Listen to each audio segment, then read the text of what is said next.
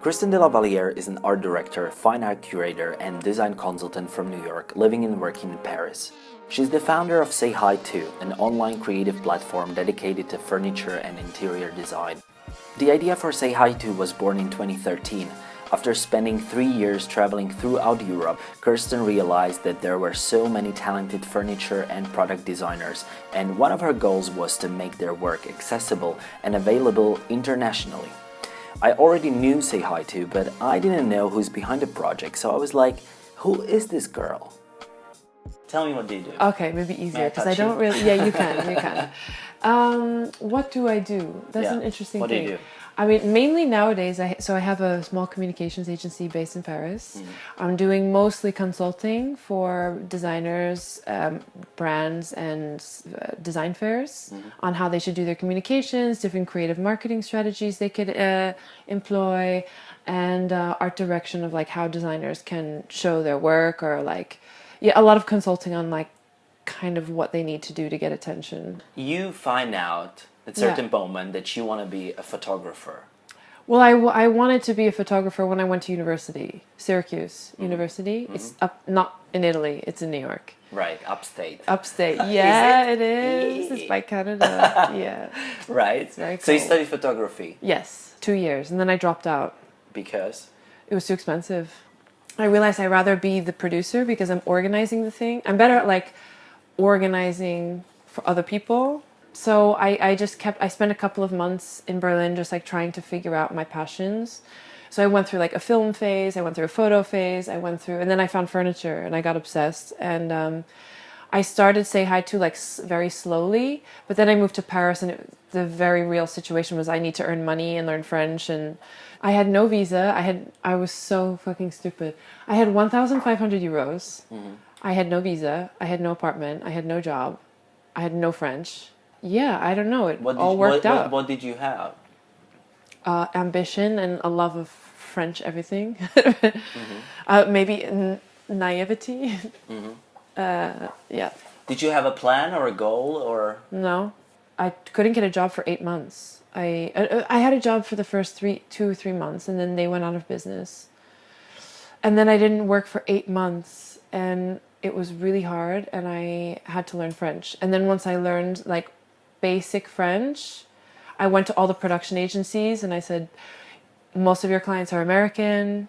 Americans are impossible to deal with. They're très exigeant, like very demanding. So I said, give them to me, like I'll handle them. You can speak to French to me. I'll deal with the Americans. And that's how I started getting hired, because they didn't want to deal with the Americans. Say Hi To is foremost a community of like-minded creatives internationally, from the masters to the stars of tomorrow.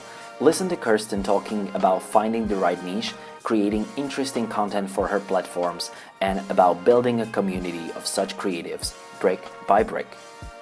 It was actually kind of crazy because the whole idea came to me. I was for 3 months stewing on like what kind of company could I open, and I had like doing research and I would work 8 hours per day because I quit my job, and Berlin was cheap, so I had 3 or 4 months of just exploring.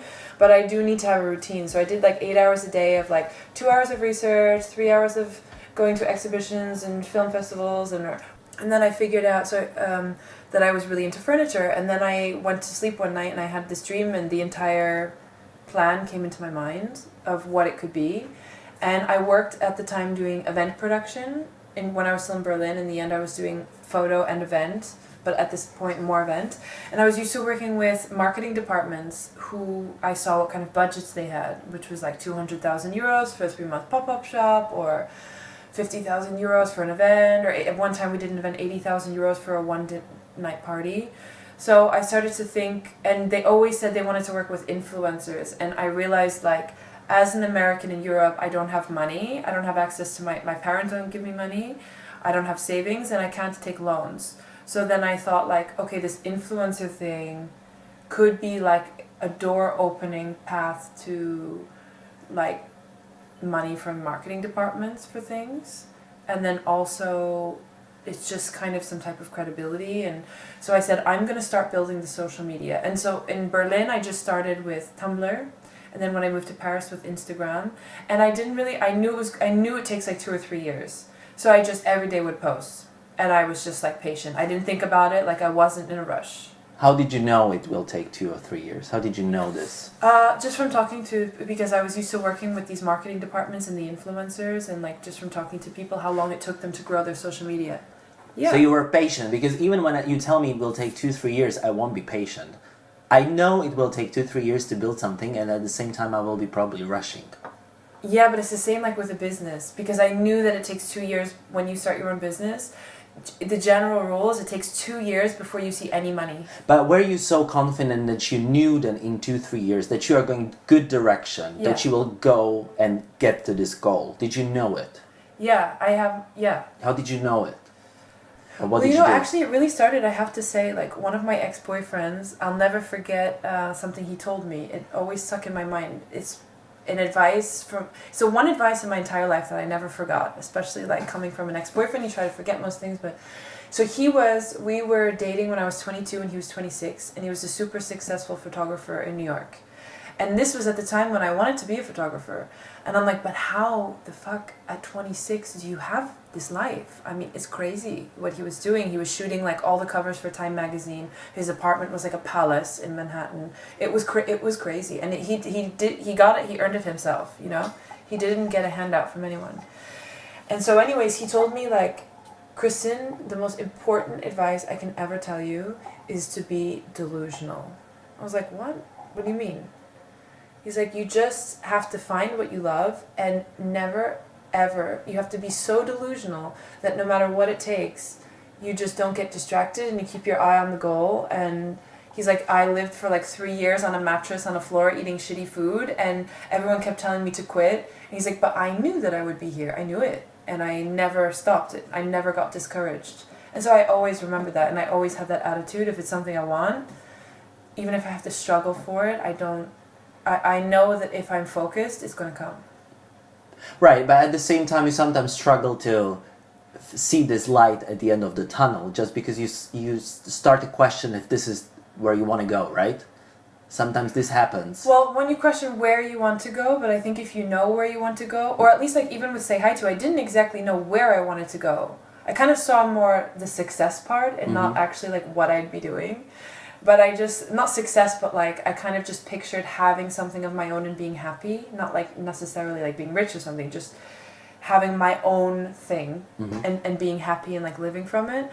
So I just stayed super, super focused. And but I mean, don't get me wrong, it was 2 years of being so poor. I mean, I lived in 15 square meters. I didn't pay my rent for 3 months at times. I was like thousands of euros in debt. You know, it was really not like easy, but I never really got discouraged. I don't know, I just always knew it's gonna happen. Right.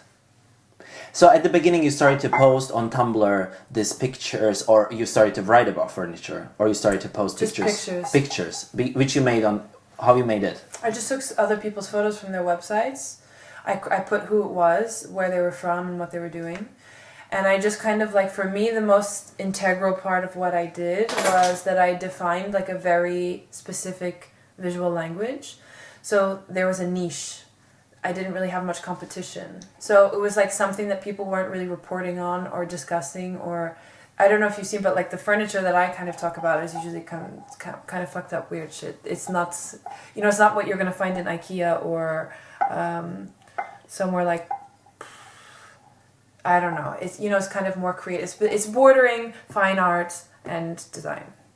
And there was not many people covering that. And there's a lot of content. So you started to take the images from other blogs and vlogs and stuff. Or not really other blogs, like just I would research designers and take it from their websites. Yeah. And the same with the Instagram. For like the first 2 years, I posted 5 times per day. And I just put the name, where they're based, and what they're doing. Furniture design, photography. It's mainly furniture design and architecture, but also some other creative stuff that fits in the visual language. And then I started doing interviews, because maybe like you, maybe we have a similar tactic, but I wanted to figure out how people got from A to Z. And number 2, I could continue producing. So I was like, all of that free time that I had something to show for it. And then it started to grow more and more and more, because these people would post it on their social media accounts, their followers would find me. I think I was also lucky because my weakness was my strength. I'm not like a super intellectual. So I think that in a way it's not what people were used to, covering this kind of could be super intellectual, fine art, contemporary art design in such a colloquial kind of rough way with a sense of humor. So I think like I really hit a niche there. And so then I started to discover all these crazy designers and independent designers, and I'm like, or I traveled a lot for work, so I'd be like in Amsterdam and I'd find these furniture designers. I'm like, wow, can I get this stuff in Berlin? No. I'd go to Sweden, can I get this stuff in Berlin? No.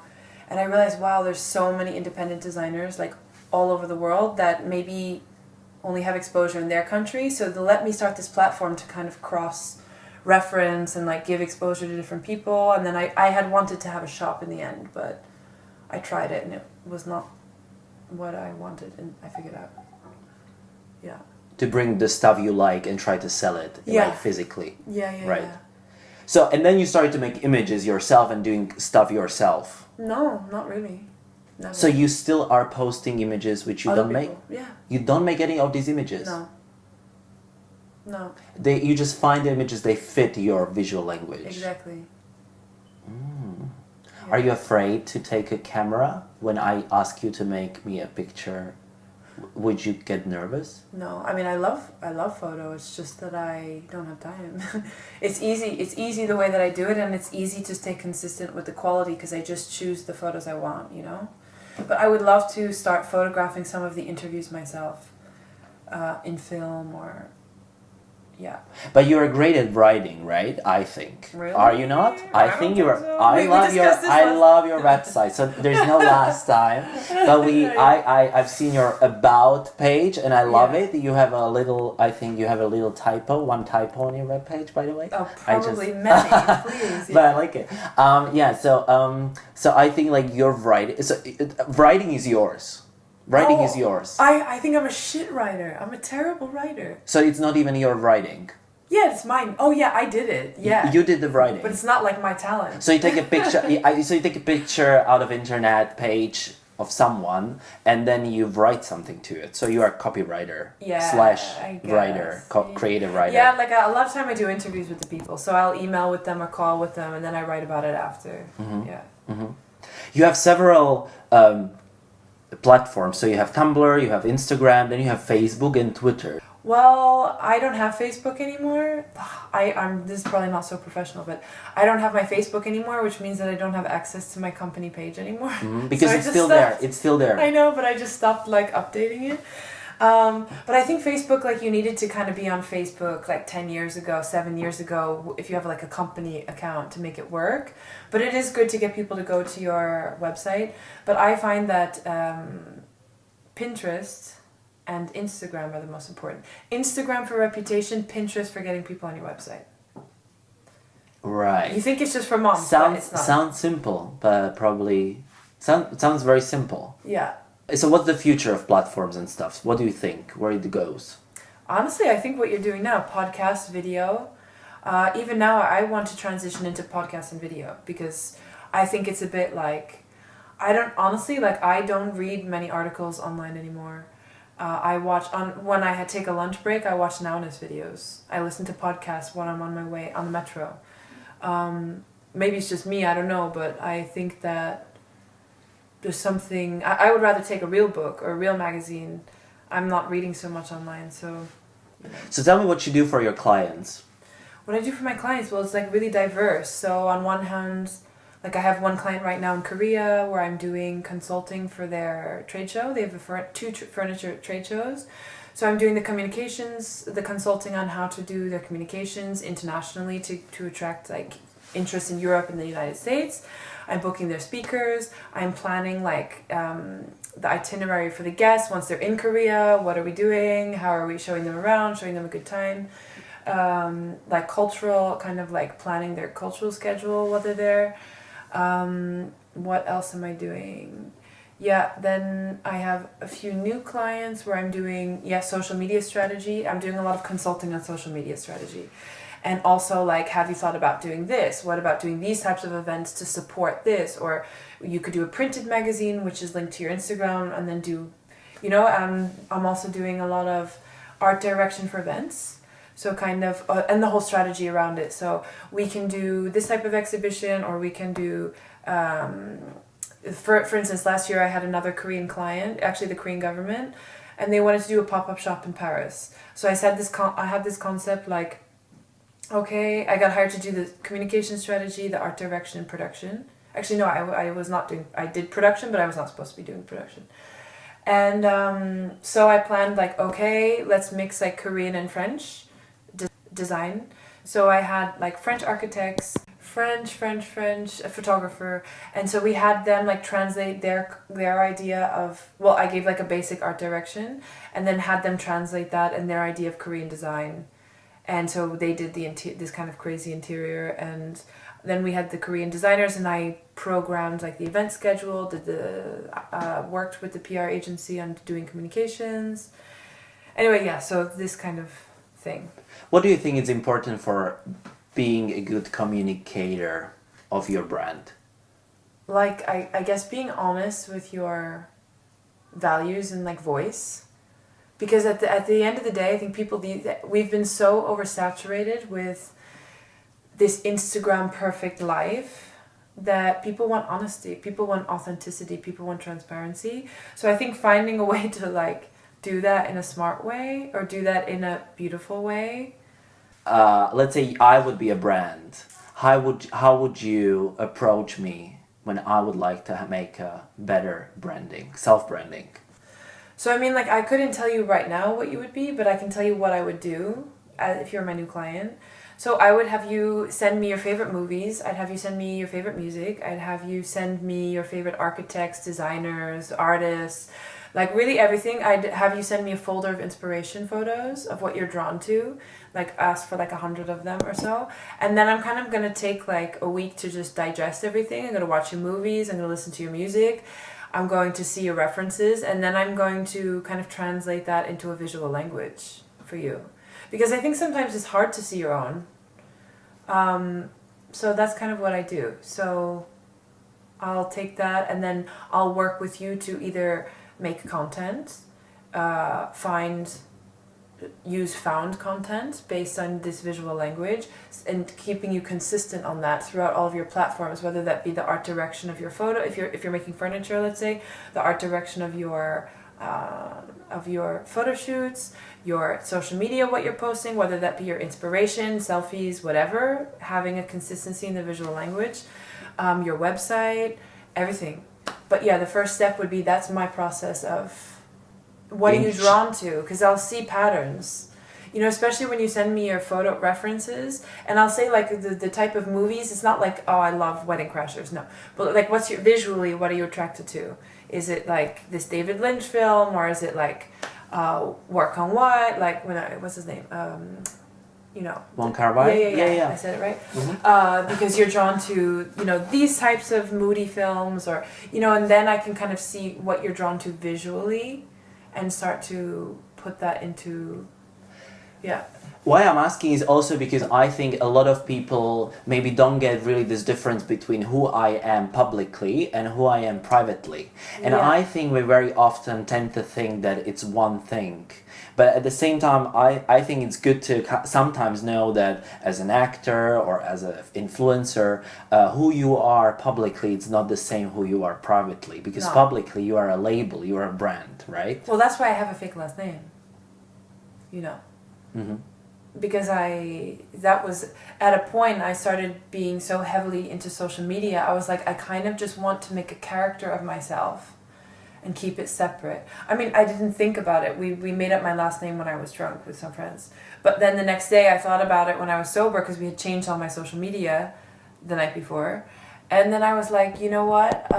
Actually, I want to do it like this, because I want to separate my social media character and my real self, and kind of, yeah, make sure that I have a separate life. I mean, not separate, but like I don't want to get caught up in it, you know? As you say, it's about creating a new character. It's like from scratch mostly, even if Well, no, I think it's based on, you just take yourself and you exaggerate certain features of yourself.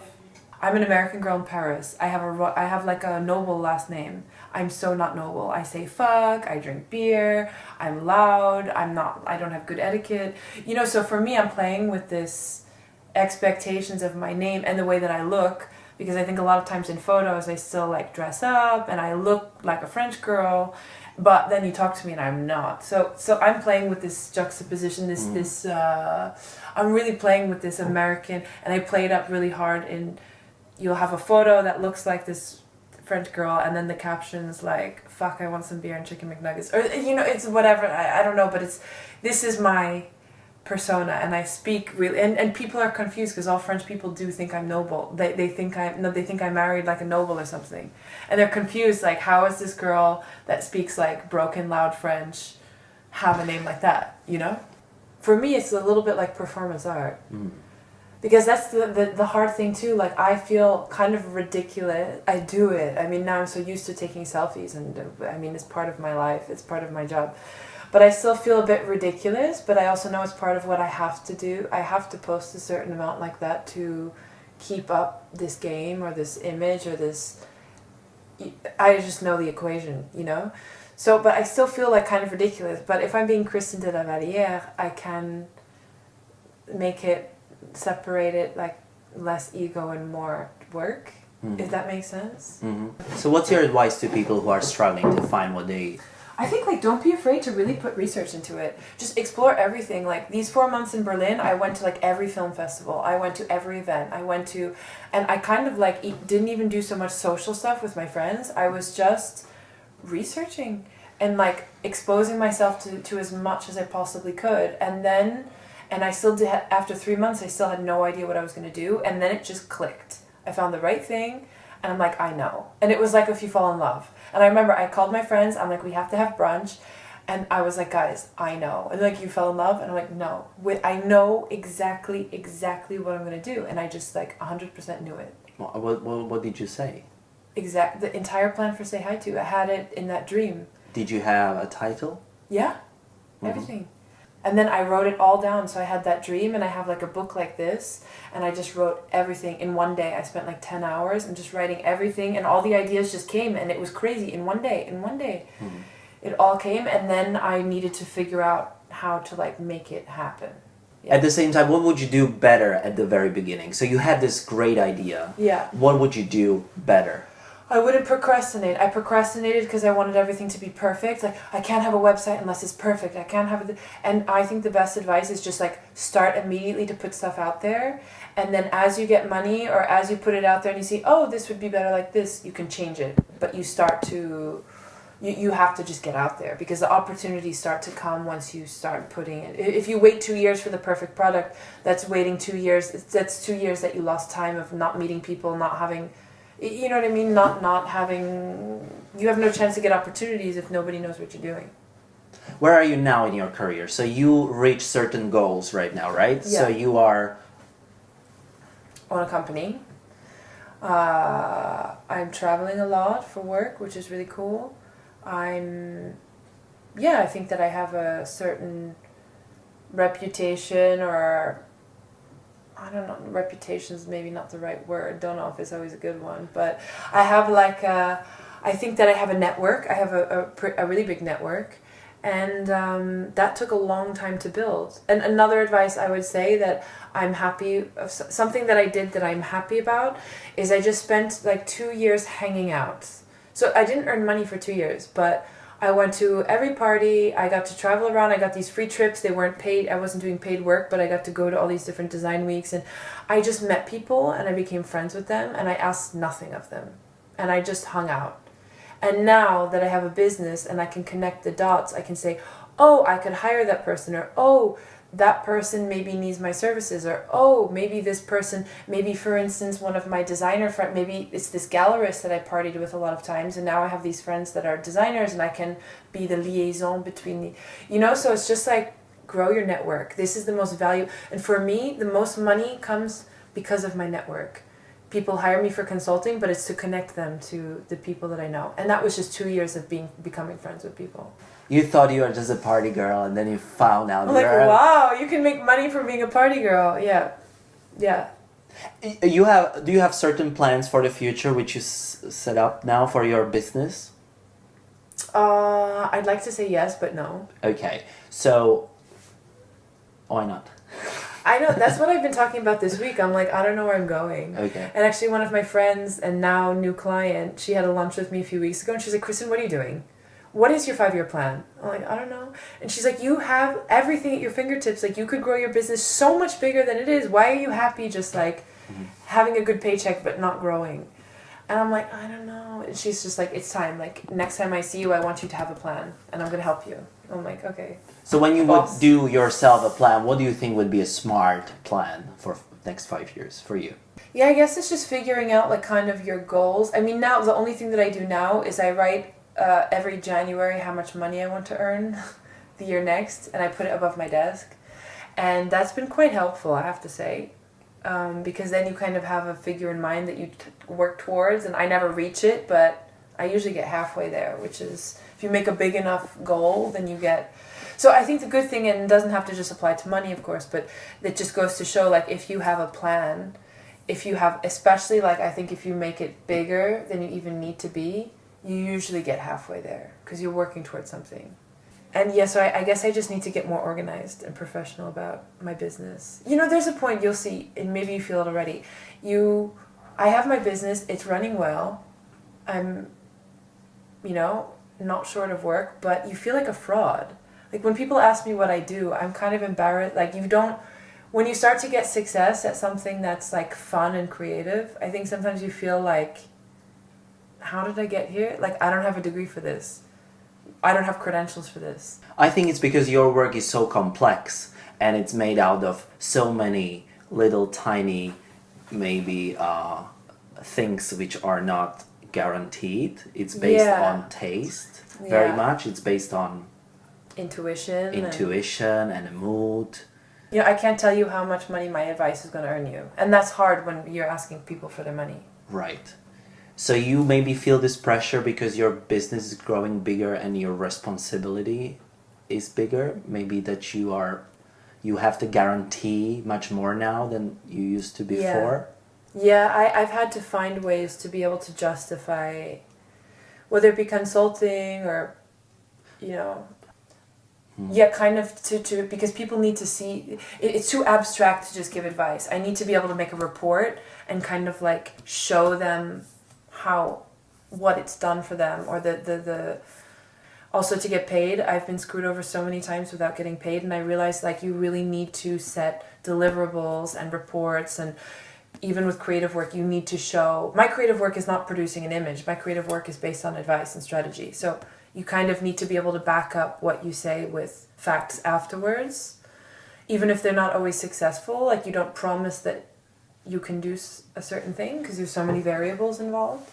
Or kind of like a report of, for instance, like PR or something. You can never guarantee. I don't like doing PR because people say, I have done it.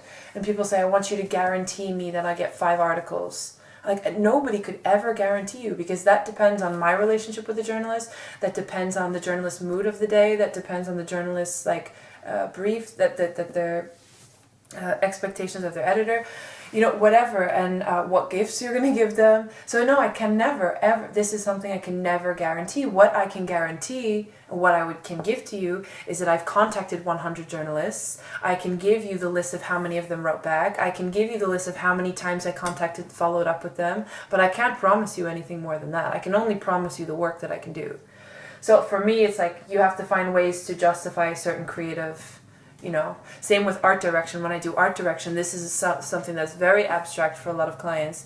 So it's like how many deliverables of PDFs of step 1, stage 2, stage 3, all the research, but it's always in a PDF format that it's not just like, you need to give them something to prove that you did the work, whether they understand it or not, or use it or not. So you became much more self-confident about talking business. Well, the thing is, I've always been very self-confident about talking business and money. It's like the actual skills that I have not been confident about, I feel like I grew up in a New York business home. So for me, like talking money, no problem. being confident that I know what I'm talking about or my skill set, because I don't have a background in furniture, that has been my biggest insecurity that I've needed to learn to trust myself on. Kristen spends a lot of time browsing, updating, and analyzing her social media platforms. So how is she coping with such a lifestyle? Does she feel free or trapped in the digital world? And is there a way to escape the screen without destroying it? Did you think about letting your social platforms letting into someone else to kind of curate it for you, and maybe this is my baby. This is your baby. This is my baby. So you never. But I'm not gonna lie. Like, one thing I'm really bored of is social media. I love the curatorial side of things. I love when a designer calls me and says, you posted me yesterday and I just sold a chair and they said they found it from your platform, or you posted me yesterday and I got 200 new followers and a journalist this makes my life. But like, I'm sick of the game of being like, because sometimes I get paid for social media posts and sometimes I only get 200 likes and I should be pulling around 1,500 per photo, and I'm like having a heart attack of, and who cares? You know, I'm just like, or like, oh my god, people are gonna think I bought followers because no one's liking these photos, and that's not the case. And like, I hate this. I just like the aspect of like showcasing the designers, and like earning a bit of money, but I'm kind of sick of the social media and everyone's gossiping like, oh, did she buy followers? People don't like what she's doing anymore? Does she? And like, I'm really bored of that. So that's the other thing. I'm just like really bored of social media. But I mean, that's my job and my life, so need to figure out how to. So basically, you are just frustrated by your job. Kind of, yeah, like anybody else, like maybe an accountant or. So welcome to club. Bah oui, voilà, yeah. You are just poor little rich girl, so. Oh God. Yeah, poor little rich girl. What do you think is the escape out of like social media frustration? I mean, my phone got stolen 2 weeks ago, so that's been a nice vacation. How did that happen? Yeah, I just came out of this apartment and somebody just took it out of my hand. So, voila, welcome to London. Yeah, so I've been pretty much social media-less for 2 weeks. I still found a way to get on there, as much as I'm complaining about it. It's an addiction, isn't it? But yeah, I don't know. I just want to get offline. And well, the thing is, like, I like it. I like the curatorial side of things. If somebody else could post for me, I don't know. Like, I just don't like the bullshit that goes around with it. I like actually doing it. I just don't like the stress of the performance, because at the beginning I didn't care about that, but now it's important for money reasons for me, or it's important for reputation reasons, because I've grown so big that if it looks like I'm not pulling certain numbers, it looks like people aren't interested, or it looks like I'm buying followers, or it looks like whatever, and that's stressful when, like, it shouldn't be, you know? But you think there is some solution to this? I mean, yeah, I know how to fix it. I need to put more, it's just like what I would do for my clients. I know how to fix it. It's just that it's something I'm not really interested. It's so much time and dedication, just like the not fun part of social media, the fake side of things. Like, you have to interact with tons and tons of people, and like what times you post. So, I don't know. I mean, like, it's easy for me to advise other people how to do it, but for myself, I rather, like, I know it's my business, but I kind of prefer it to be like more spontaneous than that. So, yeah. And do you think there is some certain mental solution to this? Mental solution to what? I mean, like, is there a way how to think about it in a way that it doesn't make you frustrated? Yeah, I mean, like, the other day I posted a photo for a client and I just didn't check how many likes it got. I should be, like, analyzing it, but I'm just not in the mood to get disappointed if it didn't perform the way that it should. So I guess I just kind of post and don't check anymore. For me, that's the only way to do it, too. And it's also maybe not about every picture. It's maybe, like, there is a bigger picture. And also, like, understanding that certain times of day a lot of people aren't online. If I post at noon, never going to get likes. So it's like knowing that there's a lot of different variables, or that people just like interior photos more than furniture photos, or people like selfies better than pictures you take outside, or whatever. Like, it's just, you never know. So don't beat yourself up over, there's so many variables, or it's a holiday in France and your biggest demographic is France and no one's on their phones that day. So you just, yeah. Right. Is there anything else you would like to tell which you think you didn't tell yet, or you maybe have in mind, or you feel like... I guess the only thing I could say is like, don't be so worried about competition. I don't know, I'm really not a competitive person, but I think it's been really good for me, because you're going to have so many cutthroat people trying to bring you down once you start to get successful. And I think for me, it's just like, I like to have the attitude of whether I like you or not, or whether I like your work or not, like, I hope that it works out for you. There's room for everyone.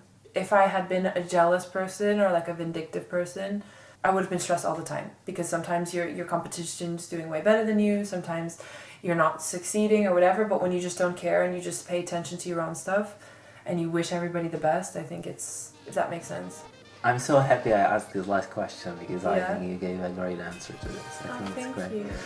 So thank you very much. Thank you so Let's much. make it official now. Yeah. I press the stop button. Okay. And I wish you all the best. Thank you. I feel honored for thinking of me, that you want to talk to. Yeah, so. because you're amazing. It was an easy choice. Oh, thank you. So if you are thinking about starting a creative consultant agency, or you want to become the next creative influencer, or you just want to check some beautiful furniture and interior design, you better say hi to Kristen de la Vallière and her online magazine. It's just one click away. Also subscribe to this podcast for more creative talks. Goodbye.